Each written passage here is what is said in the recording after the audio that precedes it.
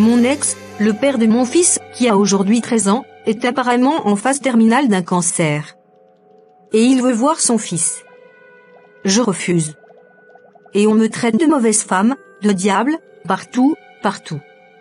Mais avant que vous aussi vous me condamniez, écoutez d'abord mon histoire, la cause de pourquoi j'ai refusé. Je m'appelle Orphée. Depuis toute petite, j'avais une idée bien ancrée dans la tête, pas d'enfant sans mariage. C'était une ligne rouge pour moi. Je rêvais d'une vie stable, d'une famille construite dans les règles de l'art, avec l'homme de ma vie. Mes parents étaient partis trop tôt, mon frère et moi, on s'est retrouvés un peu seuls au monde. Alors, cette idée de fondation solide, c'était ma sécurité, ma vision du bonheur. Et puis, Alex est arrivé. Il était parfait. Tout ce que j'avais imaginé. Charmant, intelligent, drôle. Je suis tombée éperdument amoureuse. 2 ans de relation, on parlait d'avenir. Je me voyais déjà à ses côtés, pour toujours. Puis, la vie a décidé de me faire un croche-pied. Je suis tombée enceinte. Je me souviens encore de ce jour. J'ai couru lui annoncer la nouvelle, le cœur léger, pleine d'espoir. Sa réaction ? Un coup de massue. Il m'a regardé, froidement, et a lâché, je ne suis pas là pour du sérieux. Ce n'était que pour jouer. Cette grossesse, je n'en veux pas. Alex. J'ai une nouvelle tellement incroyable, que je n'arrive pas à y croire moi-même. Il faut absolument que je te la raconte. Oui, vas-y. Je suis tout oui. Mais fais vite, j'ai un truc important encore là. Je suis enceinte, Alex. On va avoir un bébé. Notre bébé. Tu te rends compte ? Un petit nous. Enceinte ? Tu es sérieuse, Orphée ? Tu es absolument certaine de ce que tu avances là ? Parce que c'est une information de taille, et je n'aime pas les blagues de mauvais goût. Bien sûr que je suis sérieuse, Alex. Comment pourrais-je plaisanter avec ça ? J'ai fait le test, et il est positif. C'est vrai. On va devenir parents. Ce n'est pas ce que tu voulais ? Ce que je voulais ? Orphée, je crois qu'il y a un énorme malentendu ici. Un malentendu qui dépasse tout ce que j'aurais pu imaginer dans mes pires cauchemars. Dans mes projets de vie, il n'y avait aucun enfant. Absolument aucun. Pas maintenant. Et certainement pas avec toi, dans ces conditions. Je n'ai jamais voulu de ça. Et pour être parfaitement clair, je ne veux absolument pas de cette grossesse. Tu ne veux pas ? Mais comment tu peux dire ça, Alex ? On est ensemble depuis 2 ans. 2 ans. On a parlé d'avenir, de construire quelque chose. C'était censé être sérieux. Comment tu peux renier une vie, notre vie, le fruit de notre amour ? C'est notre responsabilité, pas seulement la mienne. Responsabilité ? Orphée, il n'y a aucune responsabilité de mon côté dans cette histoire. Je t'ai toujours dit que ce n'était pas du sérieux. Pas pour ce genre d'engagement. C'était un jeu, Orphée. Juste un passe-temps. Rien de plus. Une distraction. Et tu as visiblement mal interprété mes intentions. Un jeu ? 2 ans de ma vie ? 2 ans où je me suis donné entièrement, où j'ai cru en nous, en un futur commun, en une famille. Tout ça, ce n'était qu'un simple passe-temps pour toi ? Comment peux-tu être aussi cruel, aussi égoïste ? Mais comment je vais faire, Alex ? Je suis seule. Mes parents ne sont plus là, je n'ai personne vers qui me tourner. S'il te plaît, mon amour, on peut trouver une solution. On peut y arriver ensemble. S'il te plaît, cet enfant a besoin de son père. Il a besoin de toi. Je te l'ai dit, Orphée. Et je le répète, pour que ce soit bien clair, si tu as décidé de faire ça, c'est ton problème. Pas le mien. Je ne veux rien savoir de cet enfant. Débrouille-toi. Fais ce que tu veux de cette grossesse. Mais sache une chose très importante, si tu décides de le garder, ne me contacte plus jamais. Je ne veux pas le voir, je ne veux pas en entendre parler. Jamais. Ce chapitre est clos. Alex, s'il te plaît. Ne dis pas ça. C'est trop grave. C'est une vie humaine. Notre chair, notre sang. Un être innocent. Je t'en supplie, cet enfant. Il est innocent. On peut tout arranger. Je t'aime tellement. Ne me laisse pas seule. Notre relation est terminée, Orphée. Il n'y a plus de nous. Tu as fait ton choix en te mettant dans cette situation. Maintenant, il est temps d'en assumer seul les conséquences. Adieu, Orphée. Mon monde s'est effondré. J'ai supplié, j'ai pleuré, j'ai essayé de comprendre. Mais il a été clair, si je gardais cet enfant, il ne s'en mêlerait jamais. Je suis allé crier secours à sa mère, mais cette dernière a pris le parti de son fils. Orphée? Mais quelle surprise! Que me vaut l'honneur de ta visite? Mon fils est parti travailler, si c'est lui que tu cherches. Bonjour, madame. Non, ce n'est pas Alex que je cherche, enfin. Pas directement. C'est de lui, et de nous, que je voulais vous parler. C'est important. Très important. Je suis dans une situation tellement difficile, et je n'ai personne d'autre vers qui me tourner. Je n'aime pas les drames, Orphée. Dis-moi vite ce qu'il se passe. J'ai mes occupations. Madame, je suis enceinte. J'attends un enfant d'Alex. Et il refuse de le reconnaître. Il m'a dit qu'il ne voulait rien savoir, qu'il ne s'en occuperait jamais. Il m'a jeté dehors, comme si je n'étais rien, comme si ces 2 années passées ensemble ne comptaient pour rien. Je suis désespérée, madame. Cet enfant, c'est le vôtre aussi, c'est votre petit enfant. Comment peut-il faire une chose pareille? Vous devez lui parler, le raisonner. Il écoute sa mère, non? Ah, c'est donc ça. Une histoire de grossesse non désirée. Laissez-moi vous dire, jeune fille, que quand vous faisiez les choses avec mon fils, je n'étais pas là. N'est-ce pas? On ne m'a pas appelé pour me demander ma permission. On ne m'a pas consulté pour savoir si vos projets étaient bien fondés. Non. Vous avez fait vos petites affaires en secret, et maintenant que ça tourne au vinaigre, maintenant que le chat est là, comme vous dites si bien, vous venez me trouver? C'est un peu facile, vous ne trouvez pas? Mais madame, ce n'est pas mon problème seul. C'est notre problème. C'est l'avenir d'un enfant qui est en jeu. Votre fils est le père. Il ne peut pas simplement ignorer ça. Je vous en supplie, aidez-moi à le faire revenir à la raison. Cet enfant a besoin d'un père, il a besoin de sa famille. Revenir à la raison? Mon fils est parfaitement raisonnable. Il m'a dit qu'il ne voulait pas d'enfant pour le moment, qu'il avait d'autres projets pour sa carrière, pour sa vie. Et s'il dit qu'il ne veut pas, c'est qu'il ne veut pas. Point final. Mon fils, il est grand, il sait ce qu'il fait. Il a le droit de choisir sa vie, et il a choisi de ne pas avoir cet enfant avec vous. C'est aussi simple que ça. Mais vous ne pouvez pas dire ça. C'est votre sang. C'est une vie innocente.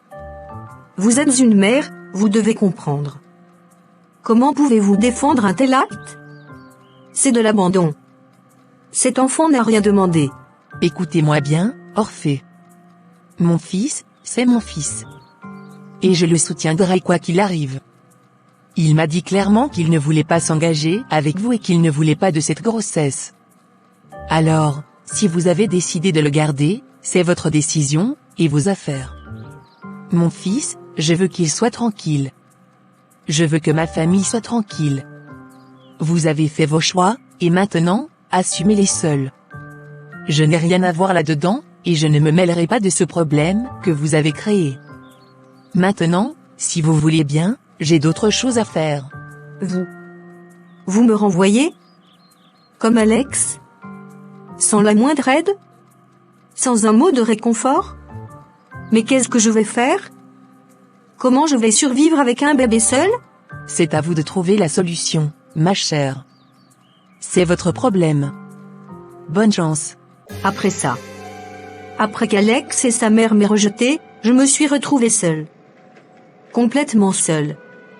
Mes parents étaient partis depuis longtemps, et je n'avais personne, vraiment personne, sur qui compter.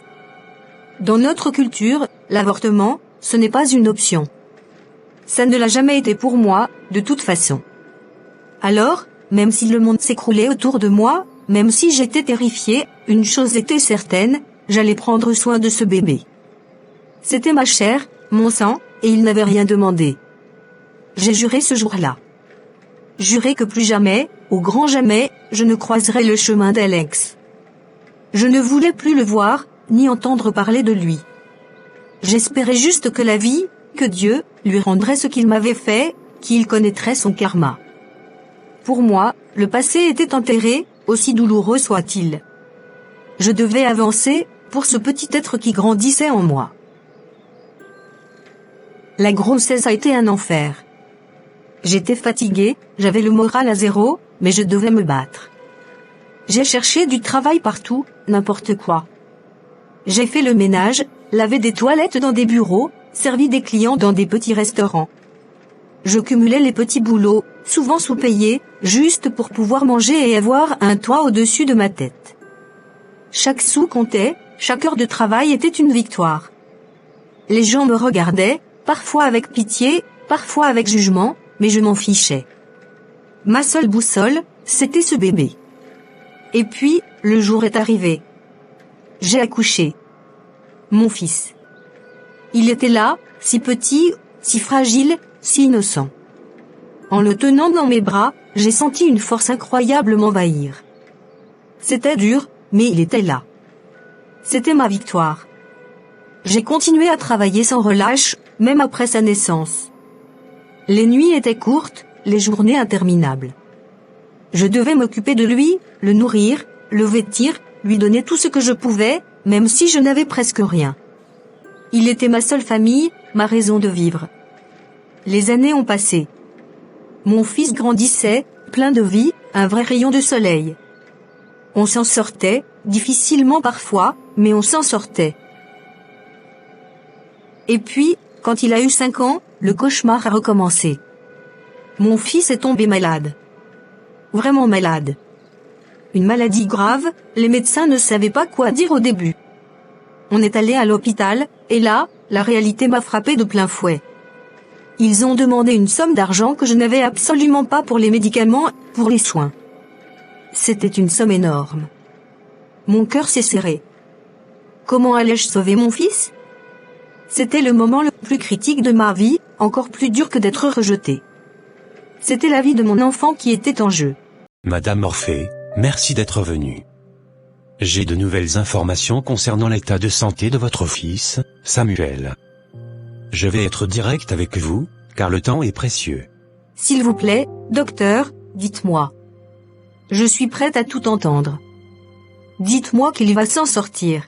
L'état de Samuel est préoccupant. Les analyses confirment ce que nous craignons. Il souffre d'une complication sévère, qui affecte ses organes vitaux. Pour être honnête, son état est devenu critique. Nous avons besoin d'intervenir très rapidement, sans quoi ses chances de récupération diminueraient drastiquement. Non. Non, ce n'est pas possible. Mon fils. Il est si jeune. Que faut-il faire, docteur ?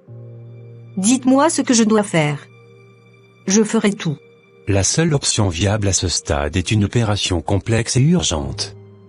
C'est une intervention délicate, qui nécessite des équipements spécialisés, des médicaments spécifiques post-opératoires et une équipe chirurgicale hautement qualifiée. Malheureusement, ce type de procédure a un coût. Un coût très élevé, Madame Orphée. Un coût. Combien, docteur ? Dites-moi.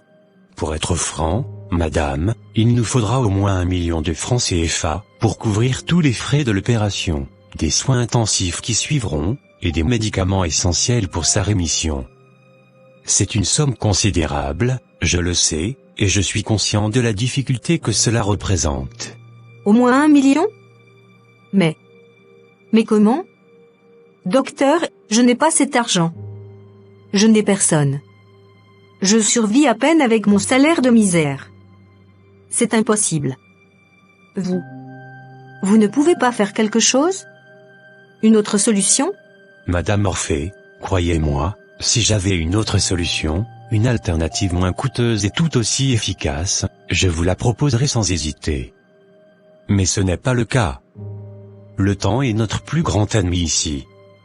Chaque heure qui passe sans que cette opération ne soit faite diminue les chances de Samuel de se rétablir complètement. Il faut agir vite, et par vite, je parle de quelques jours, tout au plus. Il faut absolument que vous fassiez tout ce qui est en votre pouvoir, pour trouver cette somme, et ce, dans les plus brefs délais. Sa vie en dépend. Tout ce qui est en mon pouvoir. Mais je n'ai plus rien. J'ai déjà tout donné. Je ne sais pas vers qui me tourner. Je ne peux pas perdre mon fils, docteur. Je ne peux pas. Je comprends votre détresse, madame. C'est une situation déchirante. Mais vous devez trouver cette force. Parlez à votre famille, à vos amis, à d'anciennes connaissances. Levez des fonds. C'est le moment de mobiliser tout votre entourage. Chaque minute compte. Nous sommes prêts à intervenir dès que les fonds seront disponibles. Nous ferons notre part, mais vous devez trouver l'argent. 1 million. 1 million pour sauver la vie de mon fils. Quand le docteur a prononcé ces mots, j'ai cru que mon cœur allait s'arrêter. 3 millions. C'était une somme tellement astronomique, tellement hors de ma portée. Je ne l'avais pas. Je n'avais même pas un dixième de ça sur mon compte, et encore moins la possibilité de l'obtenir par les moyens habituels. Je suis resté là, pétrifié, à fixer les murs blancs de cet hôpital. Personne. Je n'avais personne à qui demander. Pas de famille pour m'aider, pas d'amis assez riches pour me prêter une telle somme. Mon travail me permettait juste de joindre les deux bouts, de nourrir mon fils, de payer le loyer. Comment pouvais-je, moi, Orphée, trouver une telle fortune en quelques jours? Le désespoir était immense, écrasant. Mon petit Samuel, là, derrière cette porte, sa vie qui ne tenait qu'à un fil. Et moi, impuissante. Et puis, dans le fond de mon esprit, une idée, une seule, a commencé à germer, insidieuse, douloureuse. Une idée que j'avais juré de ne jamais laisser revenir. Alex. Son père. C'était la seule personne au monde qui avait potentiellement les moyens de m'aider. La seule. La fierté. Oh, la fierté. Elle s'était construite, brique par brique, sur des années de galère, sur le souvenir de ses mots cruels, de son rejet. J'avais juré de ne plus jamais le contacter, de le rayer de ma vie, de ne jamais lui donner la satisfaction de me voir mendier. J'espère que Dieu lui rendra son karma, je me le suis répété tellement de fois. Mais là, ce n'était plus de ma fierté qu'il s'agissait. C'était de la vie de mon fils. Ma fierté, elle pouvait bien brûler en enfer si ça pouvait sauver Samuel. Alors, j'ai ravalé cette fierté. Je l'ai étouffée, l'ai écrasée sous le poids de l'urgence et de l'amour que je porte à mon enfant. Chaque fibre de mon être criait de ne pas le faire, mais chaque battement de mon cœur me disait de le faire, pour Samuel. J'allais y aller. J'allais aller le voir. Aller supplier l'homme qui m'avait brisé, l'homme qui avait renié son propre enfant, pour qu'il le sauve. C'était la chose la plus difficile que j'ai jamais eu à faire. Mais pour mon fils, j'étais prête à tout. Absolument tout. Orphée? Je ne m'attendais pas à te voir ici. Qu'est-ce que tu veux? Je t'avais pourtant été clair, non? Alex. Je sais que je n'aurais pas dû venir. Je sais ce que je t'ai dit, ce que nous nous sommes dit. Mais la situation est critique. C'est mon fils, Samuel. Ton fils. Il est à l'hôpital. Il est gravement malade, en état critique. Il a besoin d'une opération urgente, vitale. Les médecins ont demandé 1 million de francs CFA, Alex. 1 million, et je n'ai absolument rien. Et en quoi cela me concerne-t-il, Orphée? Je me souviens très bien de nos conversations passées. Je t'ai prévenu. Je t'ai dit clairement que je ne voulais rien avoir à faire avec cette grossesse, avec cet enfant. Je t'ai dit de te débrouiller. Tu as fait ton choix de le garder, n'est-ce pas? Alors, assume. Mais c'est une question de vie ou de mort, Alex. C'est ton propre sang. Je t'en supplie, même si c'est un prêt. Prête-moi l'argent, s'il te plaît. Je travaillerai sans relâche, je te jure que je te rembourserai chaque centime, même si ça prend des années. Mon fils. Il ne va pas bien. Il pourrait mourir si on ne fait rien. S'il te plaît, Alex, aie pitié. Lève-toi, Orphée. Arrête ton cinéma. Je t'ai dit ce que j'avais à dire il y a des années. Je ne veux rien avoir à faire avec ce bâtard. Je t'avais prévenu que si tu décidais de le garder, je n'aurais plus aucun lien avec lui, ni avec toi. Alors, non. Je ne te donnerai pas un seul franc. Ni en prêt, ni en cadeau, ni pour quoi que ce soit. Je n'ai rien à donner à cet enfant, ni à toi. Comment peux-tu être aussi cruel? C'est ton fils. Comment peux-tu appeler ton propre enfant un bâtard? Il n'a rien demandé. Il est innocent. S'il te plaît, Alex, juste un geste pour lui. Pas pour moi, pour lui. Il souffre. Je ne reconnais pas cet enfant. Il n'est rien pour moi. Il n'a jamais été dans mes plans, et il ne le sera jamais. Tu as fait ton lit, maintenant couche-toi dedans. Je ne vais pas financer tes erreurs ou tes décisions. Et crois-moi, il n'y a rien que tu puisses dire ou faire, qui me fera changer d'avis. Absolument rien. Maintenant, sors de mon bureau. Sors de ma vie. Je ne veux plus jamais te voir. Et n'essaie plus jamais de me contacter, ni pour cet enfant, ni pour quoi que ce soit d'autre. Je te le répète une dernière fois, je ne donnerai rien. Jamais. Il a refusé. Alex a refusé. Catégoriquement. Sans un regard, sans la moindre once d'humanité. Il m'a jeté dehors, comme un chien. J'étais déboussolé. Anéanti. Le monde s'est à nouveau écroulé sous mes pieds, mais cette fois, le désespoir était encore plus profond. Comment allais-je trouver ce million? La vie de mon fils dépendait de moi, et je venais de frapper à la seule porte qui semblait pouvoir s'ouvrir, et elle s'était refermée violemment. Je me suis retrouvé dans la rue, les larmes coulant sur mes joues, sans savoir où aller, ni quoi faire. J'avais touché le fond. Mais en regardant le ciel gris, j'ai pensé à Samuel. À son petit visage, à ses rires, à sa force. Je ne pouvais pas abandonner. Je ne devais pas. Pas après tout ce que j'avais traversé. Alors, j'ai séché mes larmes. J'ai relevé la tête. Et j'ai recommencé à me battre. Sans Alex. Sans personne. J'ai toqué à toutes les portes, celles que j'avais déjà toquées, celles que je n'aurais jamais imaginé frapper. J'ai raconté mon histoire, encore et encore, à des amis lointains, à des connaissances, à des voisins. J'ai supplié, j'ai expliqué l'urgence, la gravité de la situation de mon fils. J'ai ravalé ma honte et ma fierté des centaines de fois. J'ai prêté ici, prêté là. Un peu par-ci, un peu par-là. Des petites sommes, des gestes de solidarité, parfois des regards méfiants, parfois de la vraie compassion. J'ai vendu ce que je pouvais, j'ai emprunté à de vieilles tantes que je n'avais pas vues depuis des années, j'ai cumulé des dettes que je savais à peine comment je rembourserais un jour. Chaque centime était une victoire, chaque petite pièce une lueur d'espoir. Ça a été un combat acharné, une course contre la montre épuisante. Mais j'ai réussi. J'ai réussi à réunir l'argent. Je ne sais toujours pas comment j'ai fait. J'ai couru à l'hôpital, le sac lourd de ses billets durement gagné, le cœur battant d'une anxiété folle. L'opération a eu lieu. Les jours qui ont suivi ont été interminables, chaque minute une éternité. Et puis, le miracle. Mon fils s'en est sorti. Il a été faible pendant un temps, mais il a récupéré. Il est sorti de l'hôpital. Il est là, à mes côtés, en vie. C'est ma plus grande fierté. J'ai réussi, seul. J'ai battu le système, j'ai battu le destin, j'ai battu l'indifférence. J'ai sauvé mon fils. 8 ans.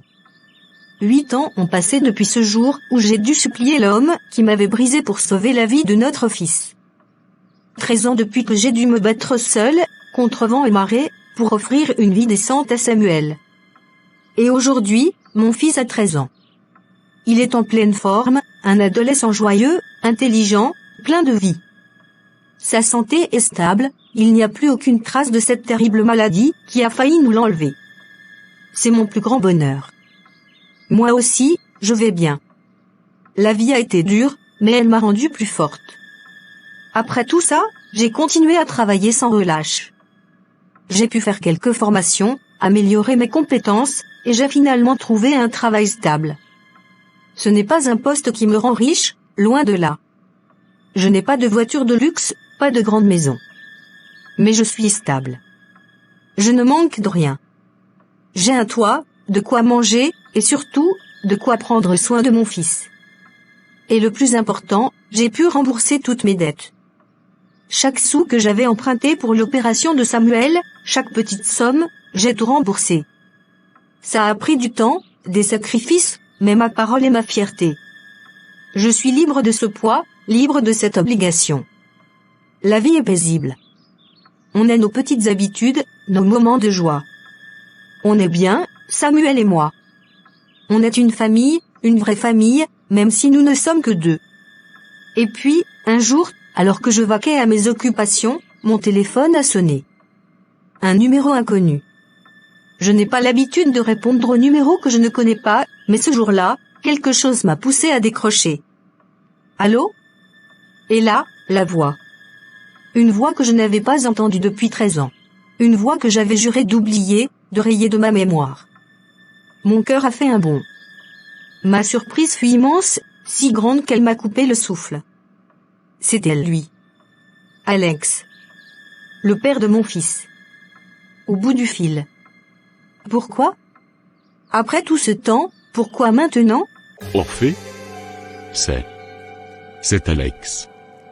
Je sais que ça fait longtemps. Je sais que tu dois être surprise. Alex. Quelle surprise, en effet. Qu'est-ce que tu veux ? Parce que si c'est pour te plaindre de quoi que ce soit, tu perds ton temps. Nous n'avons plus rien à nous dire. Non, ce n'est pas ça. En fait, j'aurais besoin d'un service.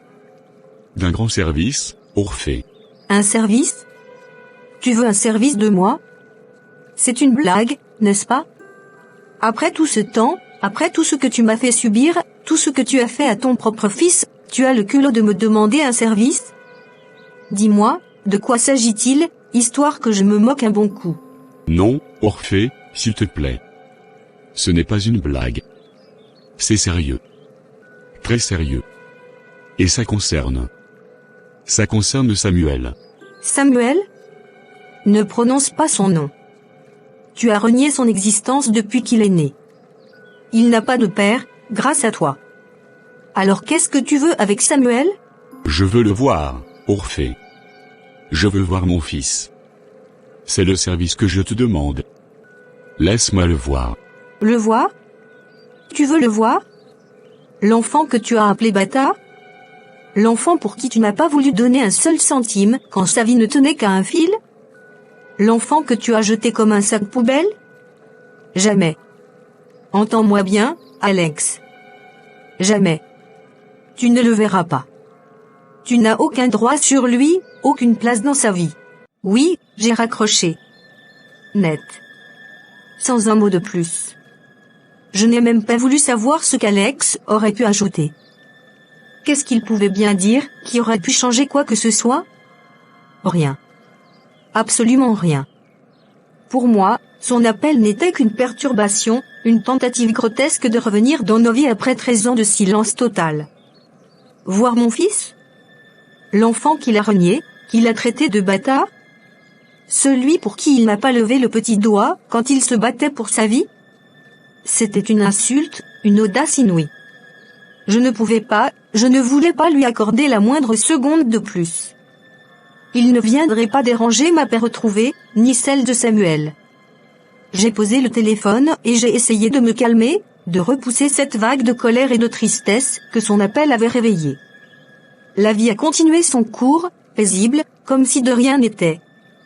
J'ai respiré, j'ai travaillé, j'ai partagé des moments précieux avec mon fils, essayant d'oublier cette intrusion désagréable. Je me disais que c'était un incident isolé, qu'il finirait par abandonner, comme il l'avait fait pour tout le reste. Mais j'avais tort. Grossièrement tort. Quelques jours plus tard, alors que j'étais chez moi, en train de préparer le dîner, on a frappé à ma porte. Un coup léger, hésitant. Mon cœur a fait un bond.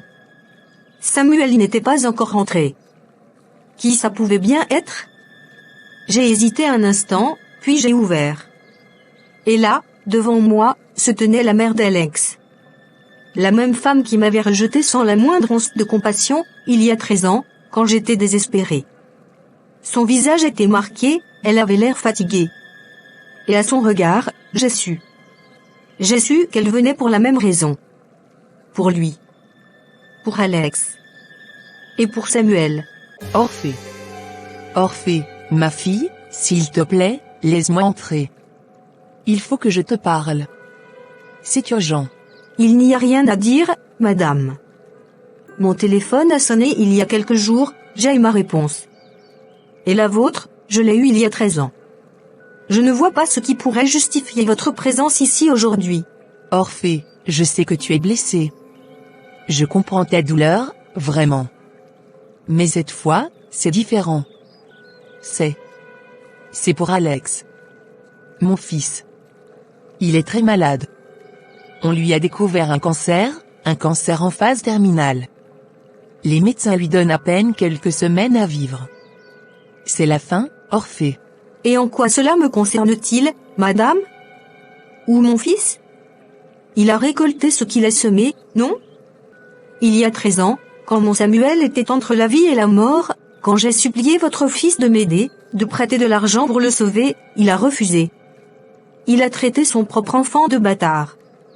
Il a dit qu'il ne voulait rien avoir à faire avec lui. Je sais que ça a été dur. Les erreurs de jeunesse, la peur. Mais il regrette, Orphée. Il regrette amèrement. Sa seule et unique dernière volonté, son dernier souhait avant de mourir, c'est de voir son fils. De le voir, ne serait-ce qu'une fois, avant que la mort ne l'emporte. C'est une prière de mourant, Orphée. Tu ne peux pas lui refuser ça. Il regrette? C'est ça. C'est quand il est au pied du mur, quand la mort frappe à sa porte, qu'il se souvient qu'il a un fils? Un enfant qu'il a renié du jour de sa conception? Un enfant pour qui j'ai pleuré, supplié, mendié pour qu'il me prête ne serait-ce qu'un sou pour le sauver? Il a refusé. Catégoriquement. Il n'a jamais accepté que cet enfant soit le sien. Et maintenant, il se rappelle qu'il en a un? Non. Je refuse. Catégoriquement.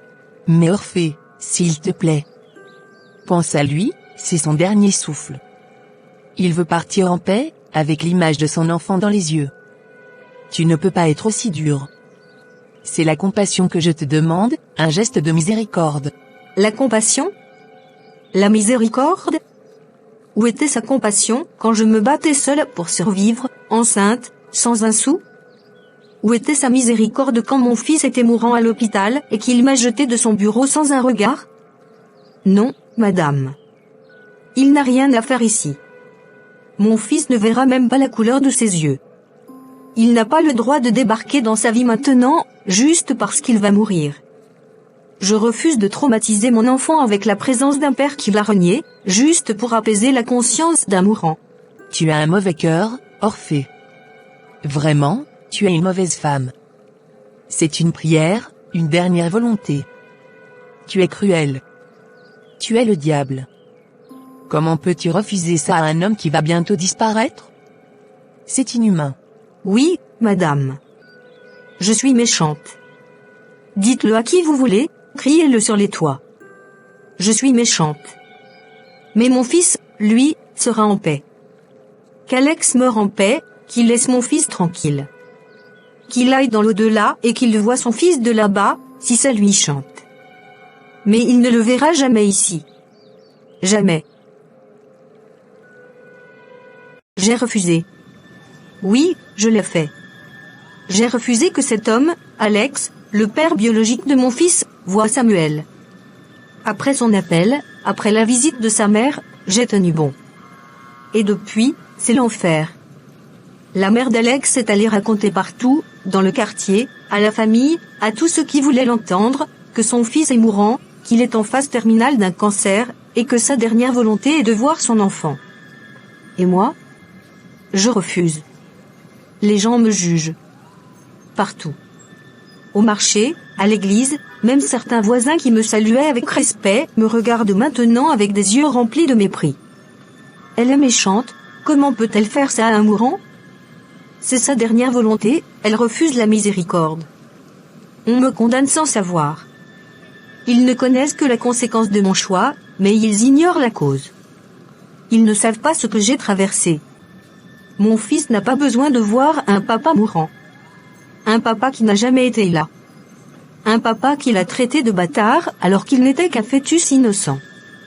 Un papa qui avait les moyens de le sauver quand il était au bord de la mort, alité à l'hôpital, ayant désespérément besoin d'une opération vitale, et qui a catégoriquement refusé de lever le petit doigt. Il l'a renié. Il l'a jeté. Ce n'est pas aujourd'hui, parce qu'il sent la mort approcher, qu'il va subitement devenir un père. Je refuse catégoriquement que mon fils soit traumatisé. Qu'il voit un homme qu'il ne connaît pas, un homme qui n'a jamais compté pour lui, agoniser sous ses yeux. Imaginez le poids sur ses épaules, j'ai connu mon père, et 2 semaines après, il est mort. Ou 2 jours après, il est mort. Ce serait un traumatisme indélébile pour un enfant. Je ne veux pas ça pour lui. Mon enfant doit grandir en paix, serein. Il n'a pas besoin de cette image macabre pour toute sa vie. Que le destin fasse son œuvre. Il a semé l'indifférence, la cruauté, le rejet. Qu'il en récolte les fruits. Mon fils a 13 ans aujourd'hui. Il a vécu toute sa vie sans son père, et il va très bien. Je ne suis pas riche, mais il a tout le nécessaire. Il ne manque de rien d'essentiel. L'amour, le soutien, la stabilité, tout ce qu'un père aurait dû lui donner, je le lui ai donné, seul. Alors, qu'Alex meure tranquille. Qu'il me laisse tranquille. Qu'il laisse mon fils tranquille. C'est ma décision. Est-ce que j'ai tort? Est-ce que j'ai raison? Tout le quartier me condamne, mais personne ne connaît la vérité derrière mon refus. Personne ne connaît ma douleur, mon combat. Pour moi, ma conscience est claire. Et pour Samuel, je ne regrette rien. Dis-moi si j'ai eu raison ou pas. Likez et abonnez-vous si mon histoire vous a plu, afin que plusieurs autres personnes puissent découvrir mon histoire.